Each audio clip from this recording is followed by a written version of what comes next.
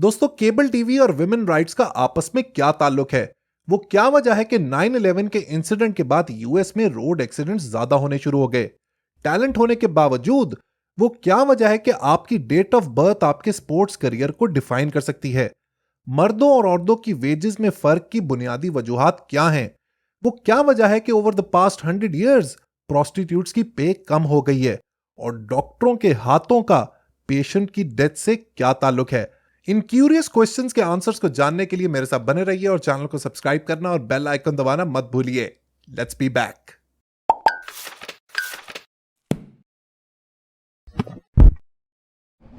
Welcome back. दोस्तों, दो किताबें ऐसी हैं जो आपने अपनी जिंदगी में जरूर पढ़नी है। एक है फ्रीकोनॉमिक्स और दूसरी है सुपर फ्रीकोनॉमिक्स। क्या ही कमाल की पाथ ब्रेकिंग बुक्स हैं। जो कॉन्सेप्ट्स इन दोनों किताबों में बयान किए गए हैं वो ट्रूली माइंड ब्लोइंग हैं।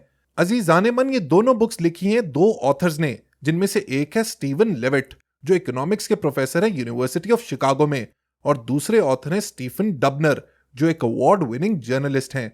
This is a match made in heaven. क्या इंटेलेक्ट है इन दोनों के पास, क्या डेटा है, क्या स्टैट्स हैं और क्या एनालिसिस हैं। नो वंडर ये दोनों किताबें बेस्ट सेलर्स रही हैं। आज की वीडियो में दोस्तों हम इस किताब सुपर फ्रीकोनॉमिक्स के बारे में बात करेंगे। This book gives the most breathtaking answers to our daily life problems backed by statistics and data। इस किताब में मेंशन हमारे मुआशरे के कुछ ग्रेव प्रॉब्लम्स और उनके काउंटर इंट्यूटिव सॉल्यूशंस के बारे में जानते हैं। So let's get started. In the past 20 years India ने तरक्की तो बहुत की है, but still social and economic conditions अभी भी वहां बहुत खराब हैं। स्पेशली औरतों को लेके अभी भी वहां बहुत डिस्क्रिमिनेशन है। चेन्नई में मिडवाइफ, जिनको उर्दू में दाई कहा जाता है, उन्हें $2.5 दिए जाते थे उन बच्चों को जान से मारने के लिए जिनको क्लेफ्ट डिफॉर्मिटी थी। क्लेफ्ट डिफॉर्मिटी कुछ इस तरह दिखती है, जिसमें इंसान के होंठ कुछ डिफॉर्म्ड होते हैं और इसका इलाज भी आजकल बहुत ही आसानी से हो जाता है। But this was never acceptable to Indian society. India में औरतों को इतना अंडर वैल्यू किया जाता है कि टोटल पॉपुलेशन में औरतें मर्दों से तकरीबन 35 मिलियन कम है, यानी कि 3.5 करोड़ औरतें। और इस पॉपुलेशन को कम किया जाता है सिलेक्टिव अबॉर्शन के थ्रू।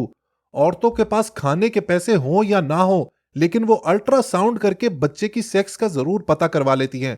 और अगर पता लग जाए कि पैदा होने वाली बच्ची है तो उसे वहीं अबॉर्ट करवा दिया जाता है। एक सर्वे के दौरान पता लगा कि 51% जो इंडियन मर्द हैं वो औरतों को मारना जायज समझते हैं। और आप जानते हैं कि इससे ज्यादा अम्यूजिंग बात क्या है? 54% खवातीन ऐसी हैं जो इस मार को जायज समझती हैं। वो कहती हैं कि अगर हमने रोटी जला दी या खाना जला दिया या हम घर से बाहर बगैर परमिशन के चले गए तो हमें मारना जायज है। Just imagine there state of mind. इसके अलावा हर साल तकरीबन 1 लाख इंडियन औरतों को जला दिया जाता है, जिसमें से ज्यादातर ब्राइट बर्निंग्स होती हैं। इसके अलावा एक अजीबो गरीब रीजन है इंडियन खवातीन में सेक्सुअली ट्रांसमिटेड डिजीजेस जैसे कि एड्स के फैलाव की। Indian council of medical research के मुताबिक 60% इंडियन मर्दों का पीनस साइज इतना छोटा है कि standard condom is not fit for it, जिसकी वजह से इसका फेल रेट बहुत हाई है। रिजल्टेंटली वहां सेक्सुअली ट्रांसमिटेड डिजीजेस बहुत ज्यादा हैं। इतने गंभीर मसाइल में घिरी एक बेचारी इंडियन खातून को किसी गवर्नमेंट या किसी इदारे ने नहीं, बल्कि केबल टीवी ने रिलीफ प्रोवाइड किया। 2001 से 2006 तक तकरीबन 15 करोड़ हिंदुस्तानियों के घर केबल टीवी आया, जिसमें गांव देहात भी शामिल थे। इस केबल टीवी ने इन लोगों की दुनिया बदल के रख दी। जिंदगी का नजरिया बदल गया, लाइफस्टाइल बदल गया, रिलेशनशिप्स बदल गए, जिसकी वजह से औरतों को शऊर आ गया। उन्हें अपने राइट्स का पता लगना शुरू हुआ। शौहर से मार खाने की फ्रीक्वेंसी भी कम हो गई। लड़का पैदा करने का प्रेशर भी कम लेना शुरू कर दिया। बर्थ रेट कम हो गया। लड़कियों की स्कूल्स में एनरोलमेंट बढ़ गई। गोया औरतों ने अपने आप को एम्पावर्ड फील करना शुरू कर दिया। किसने सोचा था कि केबल टीवी एंटरटेनमेंट के साथ साथ इंडियन खवातीन की जिंदगियां भी बदल के रख देगा। अगर दोस्तों आप साल के पहले कुछ महीनों में किसी वर्ल्ड क्लास सॉकर टीम के लॉकर रूम में जाएंगे तो चांसेस आर ब्राइट के किसी ना किसी प्लेयर की बर्थडे सेलिब्रेट हो रही होगी। इसकी क्या वजह है कि मेजॉरिटी सॉकर प्लेयर साल के पहले कुछ महीनों में पैदा होते हैं? इसको कहते हैं बर्थ डेट बल्ज। होता कुछ यूं है कि ज्यादातर एलीट एथलीट्स बचपन से ही सॉकर खेलना शुरू कर देते हैं। यूथ स्पोर्ट्स हमेशा एज के हिसाब से ऑर्गेनाइज होती है, लिहाजा लीग एक कट ऑफ बर्थ डेट रखती है। जैसा कि हमारे मुल्क में अंडर 13, अंडर 15, अंडर 17 और अंडर 19 की क्रिकेट टीम्स होती हैं। इन लीग्स की ज्यादातर कट ऑफ डेट होती है December 31। अब यहां पर एक थॉट एक्सपेरिमेंट रन करते हैं। समझें आप एक 7 साल के बच्चों की सॉकर लीग के कोच हैं and you are evaluating 2 players. एक प्लेयर पैदा हुआ जनवरी 1 को और दूसरा हुआ 30 दिसंबर को इन द सेम ईयर। अब कहने को तो टेक्निकली दोनों 7 साल के हैं, लेकिन दोनों में तकरीबन 1 साल का फर्क है, जो इतनी छोटी एज में एक सिग्निफिकेंट डिफरेंस होता है, जिसकी वजह से जो बच्चा जनवरी में पैदा हुआ उसके पास ज्यादा एडवांटेज था। वो फिजिकली भी स्ट्रांग था, उसको ज्यादा अटेंशन मिली, ज्यादा फीडबैक मिला और वो इसी की बेसिस पर इस मोमेंटम को आगे लेता चला गया, यहां तक कि वो सीनियर सॉकर लीग में पहुंच गया और इवेंचुअली नेशनल टीम में एक अच्छा प्लेयर बन गया। So it's not always your talent but your luck can also play a role in your success. 9/11 के इंसिडेंट ने पूरी दुनिया को हिला के रख दिया था। इस इवेंट ने अमेरिकन लोगों की साइकोलॉजी पर भी बहुत ही गहरा असर छोड़ा था। लेकिन इस इवेंट के 3 महीने के अंदर अंदर यूएसए के अंदर 1000 एक्स्ट्रा ट्रैफिक डेथ्स हुई। इसकी क्या वजह थी? एक फैक्टर तो यह था कि लोगों ने जहाजों से डरना शुरू कर दिया और ज्यादा गाड़ियों में ट्रैवल करना शुरू कर दिया। लेकिन जब डेटा को केयरफुली स्टडी किया गया तो पता लगा कि ये एक्सीडेंट्स हाईवे पर नहीं बल्कि शहरों के अंदर हो रहे थे, स्पेशली उस टेररिस्ट अटैक के करीब की जगहों पर। पता ये लगा कि सितंबर 11 के बाद लोग पोस्ट ट्रॉमेटिक स्ट्रेस का शिकार हो गए थे, जिसकी वजह से उन्होंने अल्कोहल अब्यूज भी शुरू कर दिया था, which eventually led to reckless driving and more deaths on the road. Ignaz Semmelweis ये वो शख्स है जिसकी एक क्रिटिकल फाइंडिंग की वजह से लाखों लोग प्यूरपीरल फीवर से बच गए। उसने डॉक्टर्स को सिर्फ एक इंस्ट्रक्शन दी कि ऑटोप्सी के बाद वो सिर्फ अपने हाथ धो लिया करें। डॉक्टर्स ने उसका भरपूर मजाक उड़ाया और उसकी बात मानने से इनकार कर दिया। इस बात ने सेमेलवाइज को बहुत ही नाराज कर दिया, परेशान कर दिया और इवेंचुअली दीवाना कर दिया। हर शख्स जो उसकी थ्योरी को क्रिटिक करता वो उसे मर्डरर कहता। स्लोली एंड ग्रेजुअली डॉक्टर्स की इग्नोरेंस की वजह से he entered a sanatorium and lost his sanity और इवेंचुअली उसकी कुछ ही अरसे में डेथ हो गई।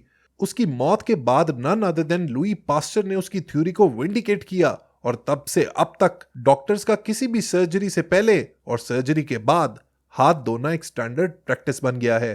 कभी कभी मौत के बाद ही दुनिया आपकी अचीवमेंट्स को रिकॉग्नाइज करती है।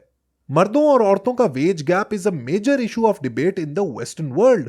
ज्यादातर लोगों का मानना है कि ये औरतों के खिलाफ डिस्क्रिमिनेशन की वजह से है। अगर आप नंबर्स पर नजर डालें तो आपको सुपरफिशियली वाकई ये लगेगा कि औरतों के साथ इम्तियाजी सलूक किया जाता है। अगर आप सिर्फ सीईओ की पोजीशंस को देखो तो less than 1.5% women hold this place. USA की जो 1500 बेहतरीन कंपनीज हैं उनमें सिर्फ 2.5% ऐसी खवातीन हैं जो टॉप एग्जीक्यूटिव पोजीशंस पर मौजूद हैं। इसके बावजूद कि women have earned more than 43% of all the MBA degrees at the nation's top colleges over the past 25 years। यानी कि पढ़ाई में औरतें मर्दों से बहुत आगे हैं और तनख्वाह में बहुत ही पीछे। आखिर माजरा क्या है? इसका पता लगाया 3 इकोनॉमिस्ट ने, जिनका नाम था मैरियान बर्ट्रेंड, क्लॉडिया गोल्डन और लॉरेंस कैड्स।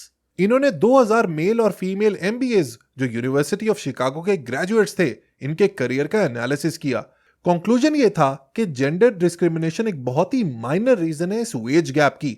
असल रीजंस कुछ और हैं, जिसमें सबसे पहली रीजन ये है कि खवातीन का जो GPA है वो मर्दों से थोड़ा कम होता है और इसके अलावा वो फाइनेंस के कोर्सेज भी कम ऑप्ट करती हैं। All else being equal, there is a strong correlation between a finance background and career earnings। इसका मतलब यह है कि अगर आप फाइनेंस के कोर्सेज लेंगे तो आपके जिंदगी में कमाई के या इनकम के चांसेस भी ज्यादा बढ़ जाएंगे। अब क्योंकि औरतें फाइनेंस कोर्सेज ऑप्ट नहीं करती तो उनको कमाई के या इनकम के इतने चांसेस भी नहीं मिलते। दूसरी बहुत ही सॉलिड वजह इस पे गैप की यह है कि women work fewer hours than men. इन इकोनॉमिस्ट की यह फाइंडिंग थी कि अपने MBA कंप्लीट करने के 10 साल के बाद women on average were working 52 hours a week versus men who were working 58 hours a week। तीसरी बड़ी रीजन इस पे गैप की यह है कि खवातीन अपने करियर में बहुत ज्यादा इंटरप्शंस और ब्रेक्स लेती हैं। 10 साल काम करने के बाद सिर्फ 10% मेल MBAs ऐसे थे जिन्होंने 6 महीने या उससे ज्यादा बगैर काम के गुजारे, जबकि अगर आप इसी नंबर को खवातीन से कंपेयर करें तो यह बनता है 40%। एक ऐसी खातून जिसके बच्चे नहीं है वो अपने मेल काउंटर पार्ट से सिर्फ 3% कम घंटे काम करती है, जबकि वो खातून जिसने MBA भी किया हुआ है लेकिन अगर उसके बच्चे हो जाएं तो वो 24% कम काम करती है अपने मेल काउंटर पार्ट से, जिसकी वजह से उनको वेजेस भी कम मिलती हैं। सो ऑल इन ऑल ये सिर्फ जेंडर डिस्क्रिमिनेशन की बात नहीं है, बल्कि बॉटम लाइन ये है कि men have love for money while women have love for children। दोस्तों इस किताब में पूरा एक चैप्टर है प्रोस्टिट्यूट्स और उनकी अर्निंग्स के बारे में। इतना डेटा ड्रिवन चैप्टर मैंने शायद अपनी जिंदगी में कभी नहीं पढ़ा। ऑथर्स लिखते हैं कि over the last 100 years prostitutes की अर्निंग्स डिक्रीज हुई हैं और ये सारी गेम है डिमांड और सप्लाई की। पुराने वक्तों में सप्लाई लिमिटेड थी और डिमांड हाई थी और इकोनॉमिक्स के प्रिंसिपल के तहत देयर इनकम वेंट अप। लेकिन आजकल के दौर में प्रोस्टिट्यूट्स की डिमांड कम हो गई है, सेक्स की नहीं बल्कि प्रोस्टिट्यूट्स की। उसकी वजह यह है कि सोसाइटी के सेक्सुअल बिहेवियर्स चेंज हो चुके हैं। अब लोग फ्रेंड्स विद बेनिफिट्स की बात करते हैं, कैजुअल सेक्स पे बिलीव करते हैं rather than going to the prostitute. वो अमेरिकन जिनकी बर्थ हुई 1933 और 1942 के दरमियान, इनमें से 20% ऐसे थे जिनका पहला इंटरकोर्स हुआ किसी प्रोस्टिट्यूट के साथ। लेकिन 50s और 60s में पैदा होने वाले अमेरिकन उनमें सिर्फ 5% ऐसे थे who lost their virginity to prostitutes. So premarital sex became a viable substitute for prostitution. इस तरह के बेतहाशा माइंड ब्लोइंग किस्म के स्टैट से भरी पड़ी है ये किताब सुपर फ्रीकोनॉमिक्स। मैं दोस्तों हमेशा आपको एक बात कहता हूं कि हमेशा आपने जिंदगी में जो भी डिसीजंस लेने हैं वो रैशनैलिटी पर बेस्ड होने चाहिए, डेटा पर बेस्ड होने चाहिए, एनालिसिस पर बेस्ड होने चाहिए। इस तरह की किताबें आपके जहन को नर्चर करती हैं और आपको मजीद लॉजिकल, मैथमेटिकल और डेटा ओरिएंटेड बनाती हैं। जिंदगी दोस्तों याद रखें आपके डिसीजंस का ही एक मजमुआ है। The more high quality your decisions will be, the more high quality your life will be. और आपके डिसीजंस हाई क्वालिटी होंगे जब उनके पीछे डेटा होगा, स्टैट्स होंगे और एनालिसिस होगा। मुझे कमेंट सेक्शन में जरूर बताइएगा कि किस कहानी ने आज आपको फ्रीक आउट कर दिया।